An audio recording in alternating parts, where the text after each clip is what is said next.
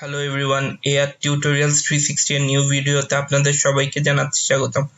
আমি আশিকুর রহমান। আজ আপনাদের সাথে ডিসকাস করব মাইক্রোসফট এক্সেলে ফর্মুলা এবং ফাংশনের মধ্যে কিছু পার্থক্য।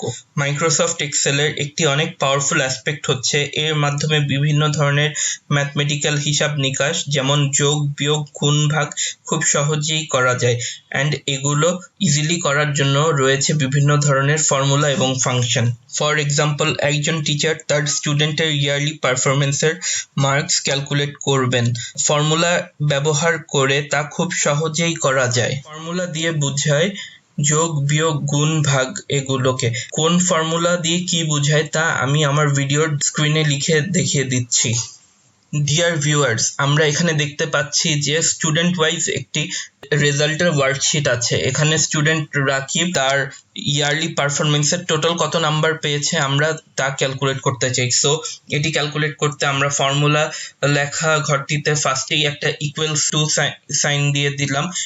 ইকুয়াল টু সাইন দেওয়ার পর আমরা দেখতে পাচ্ছি যে সে টেস্ট 1-এ পেয়েছে 14। সো 14 লেখা ঘরটিকে সিলেক্ট করলাম, এরপরে প্লাস চিহ্ন দিলাম, দিয়ে টেস্ট 2 10 প্লাস মিড টার্মের 38 প্লাস ফাইনালের 34 এই ঘরগুলো সিলেক্ট করে আমি এন্টার প্রেস করলাম। সো আমরা দেখতে পাচ্ছি ফর্মুলার মাধ্যমে যে সে টোটাল 96 পেয়েছে। ডেটা সেটটি যদি এরকম ছোট হয় তাহলে আমরা ফর্মুলা ব্যবহার করতে পারি, কিন্তু হাউএভার আমাদের যদি অনেক বড় একটি ডাটা সেট থাকে তাহলে ফর্মুলা ব্যবহার করা অনেক টাইম কনজিউমিং এবং ইনএফিশিয়েন্ট। সো সেক্ষেত্রে কাজটি সহজ করার জন্য আমরা ফাংশন ব্যবহার করে থাকি। ফাংশনের মাধ্যমে রাকিব নামের স্টুডেন্টের টোটালটি ক্যালকুলেট করতে আমরা ফার্স্টে ফাংশনের পাশের ঘরটিতে ইকুয়াল টু সাইন দিয়ে নিলাম।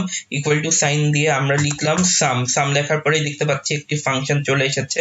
আমরা এখন ট্যাব ক্লিক করলাম, ট্যাব ক্লিক করে ফার্স্টেই সিলেক্ট করলাম B3 ঘর। এখন B3 থেকে B7 পর্যন্ত ঘরটি লেফট মাউস বাটন ক্লিক করে সিলেক্ট করে নিলাম। সিলেক্ট করে নিয়ে এখন আমি ব্র্যাকেটটি ক্লোজ করলাম, করে এন্টার দিলাম। দেখতে পাচ্ছি যে ফাংশনের মাধ্যমে টোটাল ক্যালকুলেট হয়েছে 96। মাইক্রোসফট এক্সেলে বিভিন্ন রকম হিসাব নিকাশ করা যেমন যোগ, বিয়োগ, গুণ, ভাগ, মিনিমাম, ম্যাক্সিমাম, এভারেজের জন্য আছে হাজারো ধরনের ফাংশন। আমরা ফাংশন বারটি থেকে বিভিন্ন ধরনের ফাংশন সিলেক্ট করে আমাদের প্রয়োজন মতো ব্যবহার করতে পারি। ডিয়ার ভিউয়ার্স, আমরা দেখতে পাচ্ছি যে অনেকেই আমাদের চ্যানেলে ভিডিও ভিউ করছেন কিন্তু সাবস্ক্রাইব করছেন না। কাইন্ডলি আমাদের চ্যানেলে সাবস্ক্রাইব করুন এবং বেল বাটনটি প্রেস করুন যেন আমরা নিউ ভিডিও দিলে আপনি সহজেই নোটিফিকেশন পান, আর এর মাধ্যমে আপনার লার্নিং প্রসেসটি হবে আরো সহজ।